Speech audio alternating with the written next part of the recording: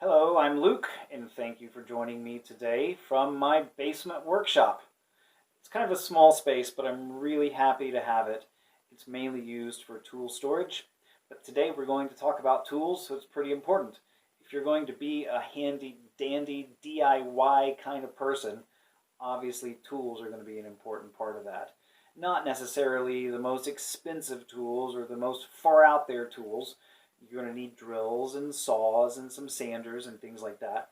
But today I want to talk about a specialty tool that I own that I use all the time, and it's called a multi-tool or an oscillating multi-tool.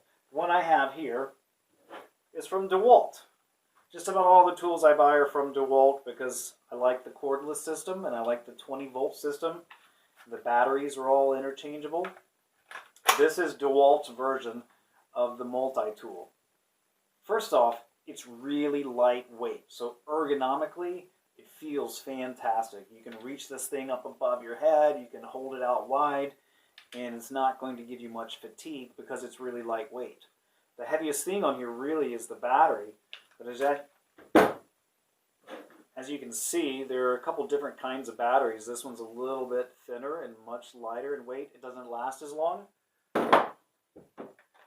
This guy on here, it's really lightweight.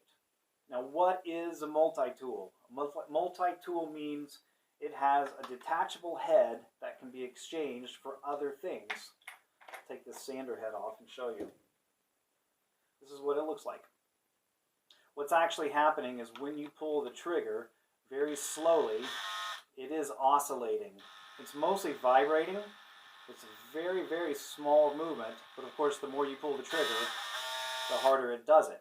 And the attachments that you can put on this thing are really handy for a bunch of uses. Let's go back to this sander head right here. It comes with this triangular sander head, and it has this universal little opening here so that it fits right on top and locks in. This is a little lever that's underneath it, and as you squeeze, it releases it. So that's it. Now the sander head is on. When I start to pull the trigger, it's mostly just vibrating.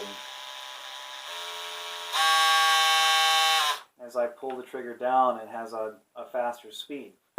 So you can use this, of course, for sanding.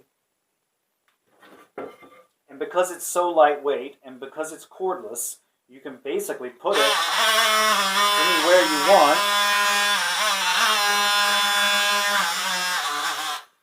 So look how quickly it knocks down the corner of this board.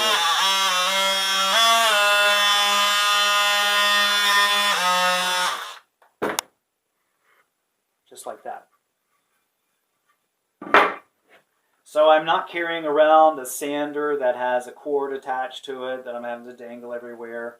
I can stick this underneath a chair or in a corner, places where you can't get a regular electric sander or even your hand with sandpaper. Super handy. Let's see what else this thing can do. Okay, here's an accessory kit that I bought with this. And as you can see, none of this stuff in here is new. Some of it's more boogered up than others. But these are the different blades that fit onto this oscillating tool. Check this out.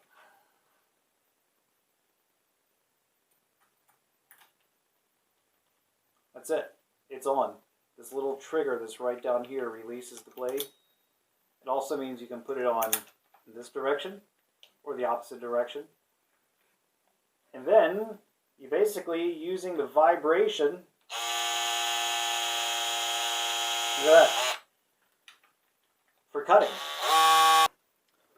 So let's say in a pinch you just need to cut a corner off of a board. Let's see if we can do that.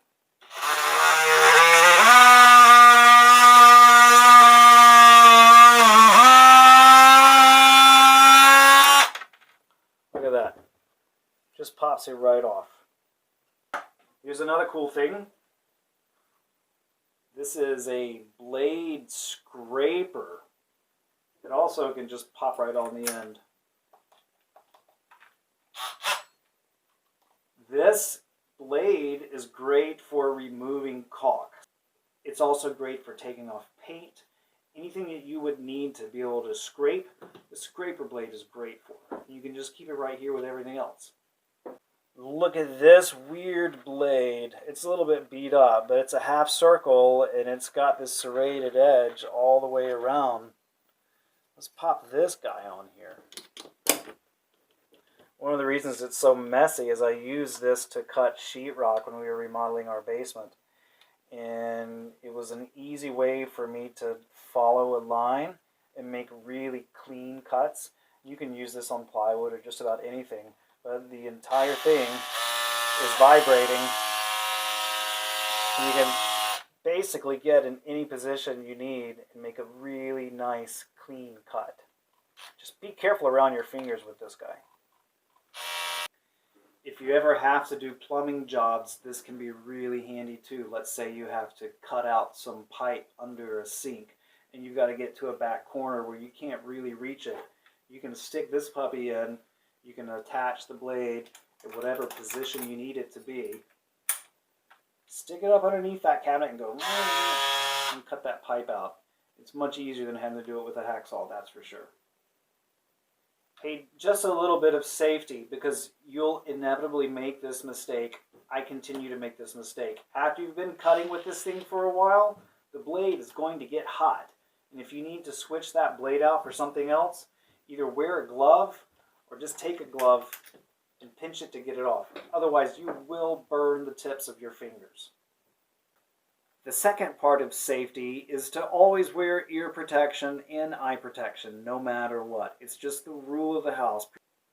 And one more little piece.